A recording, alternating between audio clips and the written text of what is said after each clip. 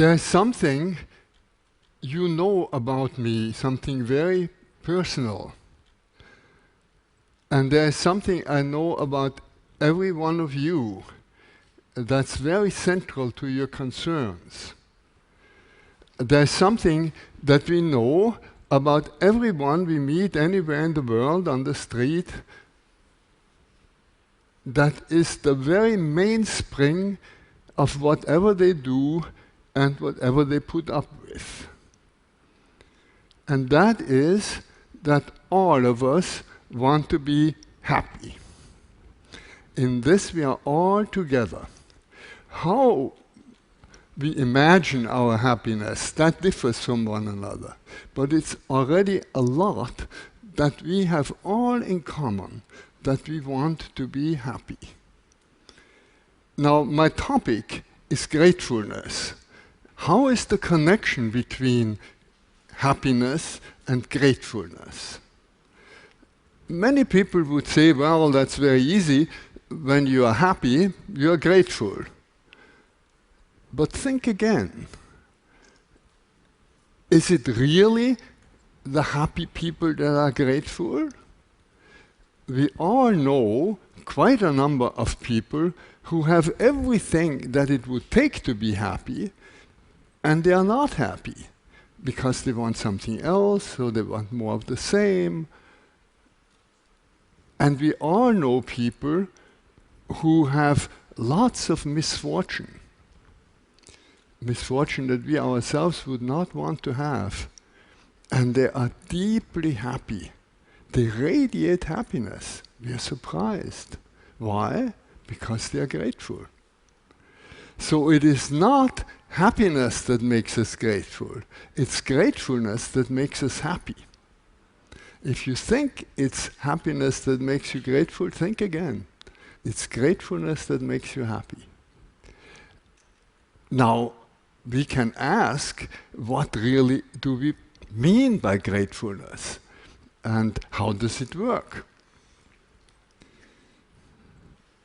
I appeal to your own experience. We all know from experience how it goes. We experience something that's valuable to us. Something's given to us that's valuable to us. And it's really given. These two things have to come together. It has to be something valuable, and it's a real gift. You haven't bought it, you haven't earned it, you haven't traded it in, you haven't worked for it, it's just given to you. And when these two things come together, something that's really valuable to me, and I realize it's freely given, then gratefulness spontaneously rises in my heart, happiness spontaneously rises in my heart. That's how gratefulness happens. Now, the key to all this is that we can not only experience this once in a while, we can not only have grateful experiences, we can be people who live gratefully. Grateful living, that is the thing. And how can we live gratefully? By experiencing, by becoming aware that every moment is a given moment, as we say. It's a gift. You haven't earned it, you haven't brought it about in any way, you have no way of assuring that there will be another moment given to you. And yet, that's the most valuable thing that can ever be given to us. This moment with all the opportunity that it contains. If we didn't have this present moment, we wouldn't have any opportunity to do anything or experience anything. And this moment is a gift. It's a given moment, as we say. Now, we say the gift within this gift is really the opportunity. What you're really grateful for is the opportunity, not the thing that is given to you, because if that thing were somewhere else and you didn't have the opportunity to enjoy it, to do something with it, you wouldn't be grateful for it. Opportunity is the gift within every gift. And we have this saying, opportunity knocks only once. Well, think again. Every moment is a new gift, over and over again. And if you miss the opportunity of this moment, another moment is given to us, and another moment. We can avail ourselves of this opportunity, or we can miss it. And if we avail ourselves of the opportunity, it is the key to happiness. We hold the master key to our happiness in our own hands. Moment by moment, we can be grateful for this gift. Does that mean that we can be grateful for everything? Certainly not. We cannot be grateful for violence, for war, for oppression, for exploitation. On the personal level, we cannot be grateful for the loss of a friend, for unfaithfulness, for bereavement. But I didn't say we can be grateful for everything. I said we can be grateful in every given moment for the opportunity. And even when we are confronted with something that is terribly difficult, we can rise to this occasion and respond to the opportunity that is given to us. It isn't as bad as it might seem. Actually, when you look at it and experience it, you find that most of the time what is given to us is opportunity to enjoy. And we only miss it because we are rushing through life and we are not stopping to see the opportunity. But once in a while, something very difficult is given to us.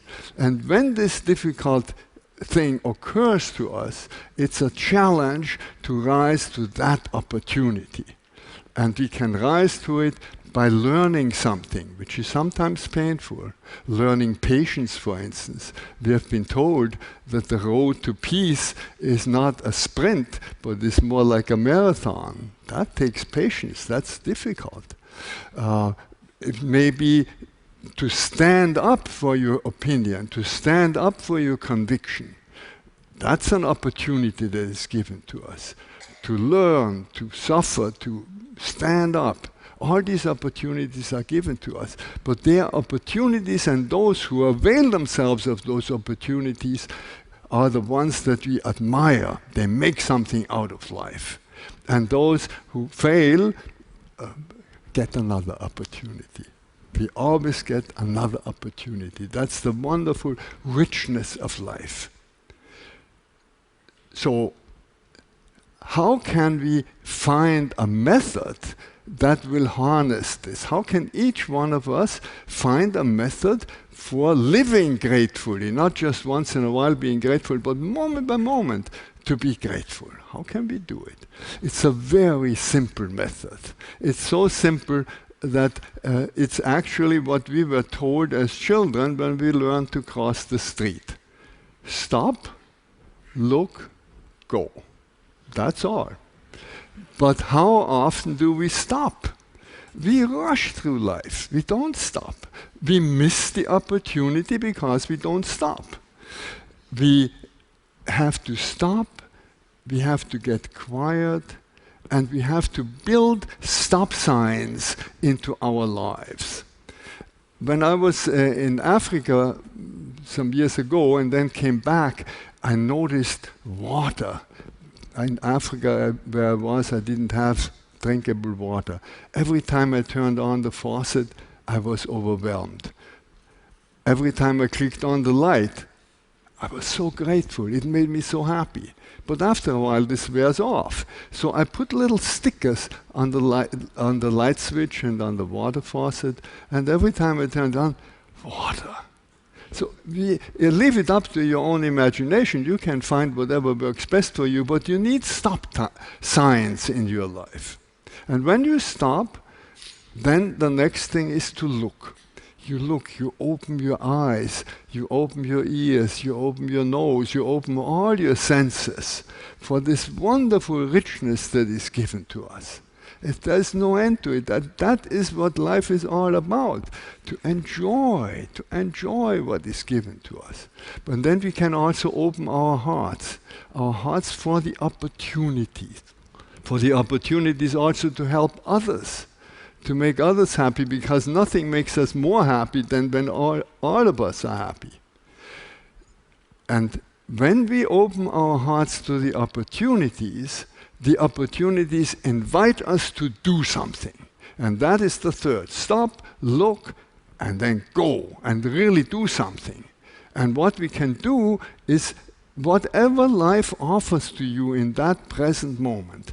Mostly it's the opportunity, enjoy.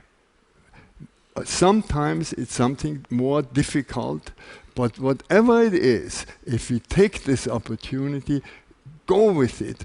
We are creative. Those are the creative people. And that little stop, look, go is such a potent seed that it can revolutionize our world. Because we are at the present moment in the middle of a change of consciousness. And you will be surprised I'm always surprised when I hear how many times this word gratefulness and gratitude comes up. Everywhere you find it, a grateful airline, a restaurant gratefulness, a cafe gratefulness, a wine that is gratefulness. Yes, I've even come across a toilet paper that's brand is called thank you. There is a wave of gratefulness because people are becoming aware how important this is and how this can change our world.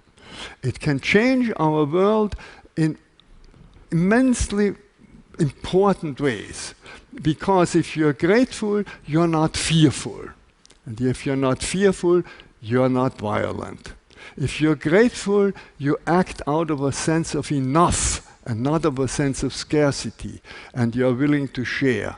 If you're grateful, you are enjoying the differences between people, and you are respectful to everybody. And that changes this power pyramid under which we live. And it doesn't make for equality, but it makes for equal respect, and that is the important thing. The future of the world will be a network, not a pyramid turned upside down. The revolution of which I'm speaking is a non-violent revolution, and it's so revolutionary that it even revolutionizes the very concept of a revolution.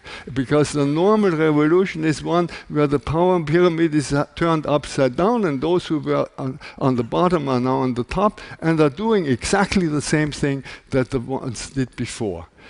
What we need is a networking of smaller and smaller groups who know one another, who interact with one another, and that is a grateful world. A grateful world is a world of joyful people. Grateful people are joyful people. And joyful people, the more and more joyful people there are, the more and more we'll have a joyful world. We have a network for grateful living, and it has mushroomed. We couldn't understand it why it mushroomed. We have an opportunity for people to light a candle when they are grateful for something. And there have been 15 million candles lit in 1 decade. People are becoming aware that a grateful world is a happy world. And we all have the opportunity, very simple, stop, look, go, to transform the world, to make it a happy place. And that is what I hope for us. And if this has contributed a little to making you want to do the same, stop, look, go. Thank you.